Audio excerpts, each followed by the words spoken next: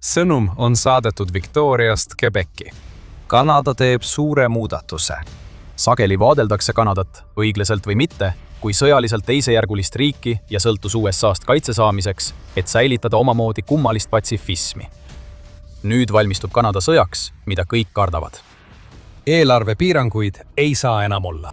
Kanada peab taas relvastuma, end üles ehitama ja tagama, et ta on valmis võitluseks Venemaa ohuga, mis hiilib järjest lähemale NATO otsesele mõjutamisele.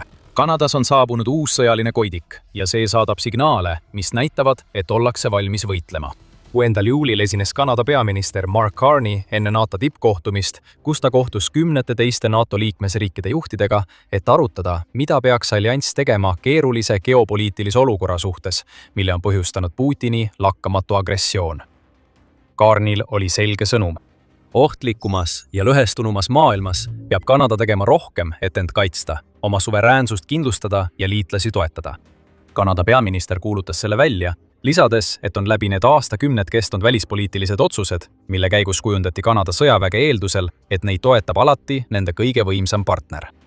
Eeldused, mis kujundasid aastakümneid Kanada kaitse- ja välispoliitikat, on nüüd pea peale pööratud. Ajalugu on tagasi ja seda täie jõuga. Viimane lause on hirmuäratavalt tõsi. Vladimir Putin on oma sissetungiga Ukrainasse toonud külma sõja ajastu õudused pärast 3 aastakümmet taas fookusesse. Ja nüüd kardetakse, et ta laiendab peagi oma agressiooni sõjaks, mis haarab kogu Euroopa ja võib-olla ka ülejäänud maailma. Siin näeme täielikku kannapööret Kanada poliitikas, mille Mark Carney välja kuulutab. Aastakümneid on Kanadat peetud üheks NATO nõrgimaks lüliks, teatab Wall Street Journal. Väljaandel on õigus. Kanadal on pikk ajalugu, kus ta pole kunagi jõudnud NATO kaitsekulutuste eesmärgini, mis on 2% liikmesriigi sisemajanduse koguproduktist ehk SKP-st. Veel 2025 aastal kulutas Kanada kaitsele vaid 1,37% oma SKP-st ning on regulaarselt jäänud alla NATO seatud eesmärgi alates selle kehtestamisest 2006 aastal. See muutus 2026 aastal ja me uurime, kui kiiresti see juhtus. Kuid Carney avaldus on palju enamat kui lihtsalt tühjad sõnad riigilt, millel on alati olnud potentsiaali saada suureks sõjaliseks jõuks. See on kavatsuse avaldus, signaal igale potentsiaalsele vaenlasele, kes kuulab, et Kanada lõpetab senise mugavustsooni ja sõltuvuse oma positsioonist NATOs ning valmistub arenema iseseisvaks võimsaks sõjajõuks, mis on valmis vastu astuma igale sõjale, mis teda ees ootab. Olgu selge, Carney tahab, et Putin teaks, et Kanada ärkab üles. Ta annab märku uuest lähenemisest, mida FCI International kirjeldab 3 faasiga. Taasta, taasrelvasta ja vähenda sõltuvust. Teatades, et Kanada valmistub eraldama $81 miljardit oma armee moderniseerimiseks programmi kaudu, mille nimi on kaitsetööstuse strateegia.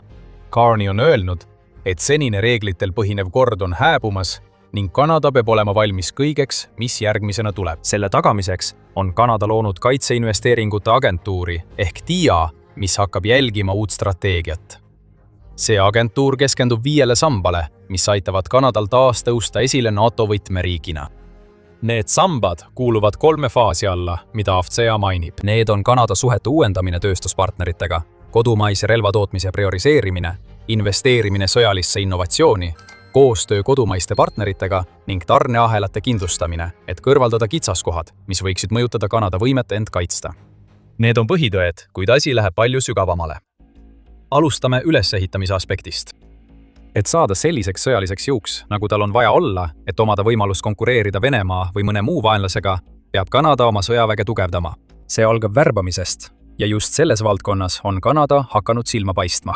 Poliitika sõnul toimub Kanadas suur muutus, kuna riigi rahvas võtab omaks Carney üleskutse tugevamale sõjaväele. See muutus on toonud kaasa üha rohkem kanadalasi, eriti nooremast põlvkonnast, kes astuvad Kanada armeesse. Möödunud aasta kuni 2026 aasta suveni on registreerumiste arv kasvanud 13%, mida on osaliselt toetanud Kanada otsus tõsta sõdurite palku 20% ning lubadus pakkuda paremaid sotsiaalteenuseid ja paremaid elamistingimusi neile, kes teenistusse astuvad. Kanadal ei olnud varem tingimata nõrk sõjavägi. Global Firepower hindab riiki 145 riigi seas, mida ta igal aastal analüüsib, 28. kõige võimsamaks. Kuid umbes 40 miljoni elanikuga riigi kohta oli 63 500 tegevteenistuses sõjaväelast alati veidi valus teema. See pole lihtsalt piisavalt suur sõjavägi inimressursi mõttes, eriti võrreldes USA-ga, ja kanadalased saavad sellest kiiresti aru. Politico teatel usub nüüd 63% kanadalastest, et riik peab oma kaitsekulutusi suurendama, eriti pärast pingete kasvu USA-ga, millest varsti räägime. BBC lisab, et koos suurema värbamismääraga on ka Kanada sõjaväest lahkuvate teenistujate arv vähenemas. Kõik see on ülioluline Kanada ümberkujundamise ülesehituse etapis. Sõjaväe tugevdamiseks peab kõigepealt olema rahva tahe. Kanadal näib see olemasolevat, mis annab talle tugeva aluse, millele ehitada. Ja ehitamine ongi see, millega Kanada tegeleb. Kanada on koostanud 58-leheküljelise strateegiadokumendi, et kirjeldada oma tulevasi kulutuskohustusi praegusest ajast kuni 2035 aastani. Nende kohustuste hulka kuulub $180 miljardit, mis on pühendatud hangetele, ja $290 miljardit, mis investeeritakse riigi kaitseinfrastruktuuri. Teisisõnu tähendab see relvade ja kaitsevahendite otsest ehitamist, mida Kanada vajab, kui ta tahab omada mingitki võimalust tulevases sõjas. Lisaks sellele teatab Euromaidan Press, et Kanada käivitab uusi meetmeid, mis võimaldavad tal võidelda hübriidsõja ohuga, mida kujutavad endast sellised riigid nagu Venemaa. Kanada lahkuva Ukraina suursaadiku Natalja Smotsi sõnul on Kanada koos oma partneritega loonud 2 programmi, et võidelda hübriidohuga. Esimene neist on akadeemia, mis annab Kanadale analüütikute järelkasvu ja tagab teabevahetuse riigi ning tema kaitsepartnerite vahel. Teine on fond, mida kasutatakse hübriidrünnakute ohvrite toetamiseks, eriti nende organisatsioonide ja üksikisikute jaoks, kellel ei pruugi olla võimekust vastu seista sellistele hübriidsõja taktikatele, nagu Venemaa kasutab, näiteks häkkimine. Jällegi, see kõik on alustöö, mis on ülioluline ülesehituse jaoks. Kuid lisaks ülesehitamisele peab Kanada tegema ka seda olulist asja, mida kõik sõjaväed peavad tegema, kui nad tahavad olla austatud nende jõudude poolt, kes neid ähvardada soovivad. Taas relvastuma. Rohkem isikkoosseisu ja uued programmid on küll head, kuid need ei tähenda palju suurema Vene sõjaväe vastu. See, mis köidab Putini ja iga teise Kanada vaenlase tähelepanu, on relvad. Ja neid peab olema palju. Aga enne kui me süveneme Kanada uue kaitselähenemise relvastumise aspekti, tuletan meelde, et te vaatate saadet The Military Show. Me teeme videoid, mis uurivad, kuidas jõujooned muutuvad ja kuidas muutuvad geopoliitilised dünaamikad, mis mõjutavad meid kõiki. Kui oled siin uus, vajuta telli ja pane märguannete kelluke tööle, et näha rohkem meie igapäevaseid videoid. Räägime kulutustest. Me mainisime, kuidas Kanada on aastaid NATO teistest liikmetest kulutuste poolest maha jäänud ja kuidas 2026 aasta on esimene kord üle pika aja, kui riik jõuab NATO kulutuse eesmärgini. Rohkem on tulemas. Wall Street Journal kirjutab, et Kanada 2025 aasta kaitse-eelarve lubab kuni 2030 aastani $60 miljardit lisakulutusi, et tugevdada riigi relvajõude. Kanada on samuti nõustunud saavutama NATO uue eesmärgi kulutada 5% SKP-st aastaks 2035. See saavutatakse kulutades 3,5% SKP-st kaitsele ja veel 1,5% olulistele kaitse- ja julgeolekuga seotud investeeringutele, nagu näiteks varem mainitud hübriidsõjavastased programmid. On neid, kes kritiseerivad Kanada valitsuse kaitsekulutuste plaanide väidetavat läbipaistmatust, kuigi Kanada rahandusminister François-Philippe Champagner on öelnud, et rohkem üksikasju avaldatakse edasiste sammude käigus. Meil ei ole põhjust Champagne sõnades kahelda. Ja meil on ka palju viiteid selle kohta, kuhu Kanada kavatseb suure osa oma rahast kulutada plaani relvastuse uuendamise osas. Üks on aga kindel. Kanada soovib end tugevalt siduda Euroopa kaitseplaanidega. 2025 aasta detsembris suutis Kanada lõpuks sõlmida lõpliku kokkuleppe, et liituda Euroopa Liidu programmiga Security Action for Europe ehk SAFE. Security Action for Europe. Seda $171 miljardi suurust programmi kirjeldab Politico kui relvade ostmiseks mõeldud laenukava. Ning see annab Kanadale juurdepääsu ühiselt rahastatud projektidele ja võimaldab Kanada ettevõtetel SAFE programmi raames hangetel osaleda. Teisisõnu toetab see programm mitmeid Kanada uue kaitseplaani tugisambaid, sealhulgas suhete tugevdamist olemasolevate partneritega ning Kanada sisemise kaitsetööstussektori arendamist. Aga see on alles algus. Kui rääkida otsesest kulutamisest uutele relvadele, siis Kanada on viimasel ajal olnud üsna hoogsas ostulaines. Senised suurimad uudised tulid 6. juulil. Just siis tuli uudis, et Kanada on nõustunud ostma Saksamaalt 12 talvelaeva, mida BBC nimetab omataoliste seas suurimaks tehinguks läbi aegade. See tehing kitab Kanadal lahendada olulise mereväe probleemi.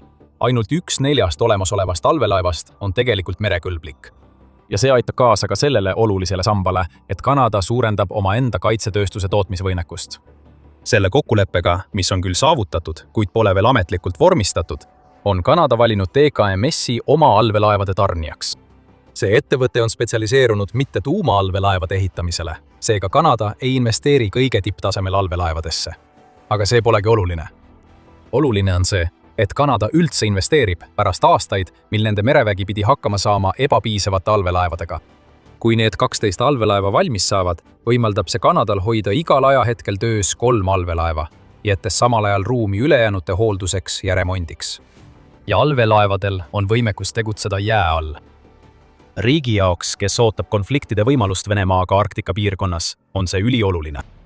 Leping on alles algfaasis ja me ei tea veel, kui palju Kanada kavatseb kulutada või millal ta allveelaevad kätte saab. Kuid 12 allveelaeva ei tule odavalt ning kulutuste jätkudes on veel tehinguid, mis näitavad, kuidas Kanada oma sõjaväge aktiivselt taasrelvastab. Wall Street Journali andmetel sõlmis Kanada juunis Austraaliaga $1,76 miljardi suuruse lepingu, et osta üle horisondi radarisüsteem, mis tõenäoliselt saab võtmerolliks riigi plaanides kaitsta oma huve Arktika piirkonnas. On ka vihjeid, et Kanada võib kaaluda Rootsi Gripeni hävituslennukite ostmist pärast Rootsi kuningliku perekonna visiiti Kanadasse. See kuulujutt tekkis pärast seda, kui Kanada pani 2025 aastal poliitiliste pingete tõttu pausile lepingu 88 F-35 hävitaja ostmiseks USA-st, millest oleme rääkinud. Aga see pole veel kõik. Märtsis teatati, et Kanada on sõlminud Coltiga $307 miljoni suuruse lepingu 30 000 uut vintpüssi ostmiseks.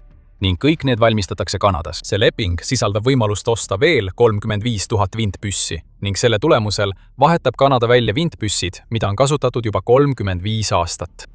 Vana välja ja uus sisse. Ning kõigele lisaks aitab see taas tugevdada Kanada kodumaist tootmist. Lisaks kõigele sellele ja hoolimata pingetest USA-ga kinnitas Kanada juunis, et ostab $2,6 miljardi suuruse tehinguga 26 HIMARS-i raketiheitjat, mis sisaldab ka laskemoona, väljaõpet, tuge ja varuosi. Siin näeme, et Kanada viib oma investeerimisjutu ka tegelikult ellu. Ja see on alles algus. 2026 aastal hakkas Kanada lõpuks täitma oma NATO kohustusi ning siit edasi hakkab ta ainult rohkem kulutama. Uued allveelaevad, hävituslennukid, vintpüssid, radarid ja raketiheitjad tugevdavad ja moderniseerivad sõjaväge, mis on liiga kaua paigal seisnud. Järgmiste kuude ja aastate jooksul ootame, et kuuleme palju rohkem sellest, kuidas Kanada kulutab miljardeid dollareid uutele relvadele. Sellega jõuame Kanada 3 R-i viimaseni, sõltuvuseni. Täpsemalt puudutab see kõike seda, millest oleme juba mitu korda rääkinud. Kanada püüab oma kaitset USA-st nii palju kui võimalik sõltumatuks muuta, et suuta iseseisvalt hakkama saada. See ei tähenda, et USA ja Kanada suhted täielikult katkeksid. Kanada ei ostaks HIMARS-i raketiheitjaid, kui see nii oleks. Kuid keegi ei saa seda eitada. Diplomaatiline olukord nende 2 Põhja-Ameerika riigi vahel on olnud paras Ameerika mägede sõit sellest ajast, kui USA president Donald Trump ametisse astus. Ja see raputus on näidanud Kanadale, et ta ei saa alati eeldada, et USA on valmis ja tahab vajadusel oma põhjanaabrit kaitsta. Suhe, mis kunagi tundus kaljukindel, osutus palju hapramaks, kui keegi oleks osanud arvata. Vaid mõni päev pärast Trumpi presidendiks saamist. Trumpi administratsioon kehtestas Kanadale tariifid 2025 aasta veebruaris, väites, et Kanada peab rohkem pingutama ebaseadusliku immigratsiooni ja fentanüüli üle piiri toomise tõkestamiseks. Järgmistel kuudel hakkas Trump rääkima Kanada annekteerimisest. Naali või mitte, Trumpi avaldused tekitasid paljudes inimestes muret. Carney on rääkinud geopoliitilisest lõhest ja isegi suurenenud kulutustega on Kanada saanud kriitikat Pentagoni poolt. Mais esitas Elbridge Colby, kes on Pentagoni kaitsepoliitika asekantsler, Kanadale terava süüdistuse, väites, et riik pole oma kaitsekohustuste täitmisel usaldusväärset edasiminekut näidanud. Kõike seda arvestades, millest me selles videos oleme rääkinud, on see ilmselgelt vale ja see ei aita ka suhetele kaasa. USA on samuti teatanud, et peatab oma osaluse alalises ühises kaitsenõukogus, et hinnata uuesti, kuidas see foorum aitab kaasa Põhja-Ameerika ühisele kaitsele. Tundub, et sõna alaline oli lihtsalt soovitus. See mandri julgeoleku nõuandekogu on eksisteerinud alates 1940 aastast ning USA osaluse peatamine, kuigi mitte lahkumine, on veel üks signaal, mida Kanada on väga tõsiselt võtnud. Kanada ei valmistu ainult sõjaks. Ta valmistub võimalikuks tulevikuks, kus pikaajaline partnerlus USA-ga ei pruugi olla piisav, kui Kanadat peaks kunagi rünnatama. Nii et kogu selle juures näeme, kuidas Kanada saadab välja oma enda signaale. Vaatamata kriitikale investeerib Kanada. Kanada sõjavägi muutub iga kuuga tugevamaks, kuna riik valmistub sõjaks, mis loodetavasti kunagi ei tule, kuid milleks peab olema valmis. Aga kellega see sõda oleks? Kas me peame seda küsimust üldse esitama? Kanadas on arutelu liikumas küsimuselt, kas sõda Venemaaga võib alata, küsimusele, millal see algab. Olgu selge, Putin tõenäoliselt ei saada sõdureid Kanadasse tungima, vähemalt mitte pikka aega. Ükskõik milline sõda Ukrainast väljaspool ka ei tuleks, peetakse seda vähemalt alguses Euroopas. Aga Kanada on NATO liige, täpselt nagu paljud Euroopa riigid, mis on Putini sihikule sattunud. Tõenäosus on suur, et kui Putin tungib sisse riiki nagu Poola või käitub agressiivselt Balti või Põhjamaade territooriumil, kutsutakse Kanadat üles oma toetust pakkuma. Lisaks on veel Arktika tegur, mida me varem mainisime. Kui põhjapoolsed laevateed hakkavad avanema, tahavad nii Venemaa kui ka Kanada oma nõudmisi esitada. See tekitab hõõrdumispunkte ja Kanada peab olema valmis enda eest seisma, et Venemaa ei saaks riigist lihtsalt üle sõita. Samuti tasub märkida, et Kanada on saatnud umbes 2000 sõdurit operatsiooni Reassurance raames Lätti ning igat rünnakut nende sõdurite vastu käsitletakse rünnakuna Kanada enda vastu.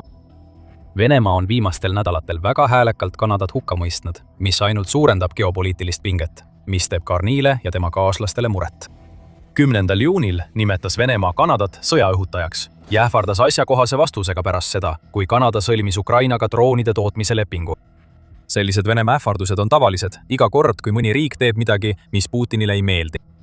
Aga asjaolu, et Putin on valmis Kanadat nii otse ähvardama, näitab, et Venemaa juht ei muretse USA vastuse pärast, mis tavaliselt oleks järgnenud sellisele hirmutamiskatsele. On täielikult avalikuks tulnud, et see riik pole sugugi rahuarmastaja, vaid hoopis sõjard, kes püüab igal võimalikul moel seda verist konflikti veelgi õhutada. Me jätame endale õiguse anda asjakohane vastus, teatas Venemaa välisministeeriumi pressiesindaja Maria Zakharova pärast kokkuleppe sõlmimist. Lühidalt öeldes teeb Kanada õigesti valmistudes võitluseks. Venemaa näib olevat otsustanud selle alustada.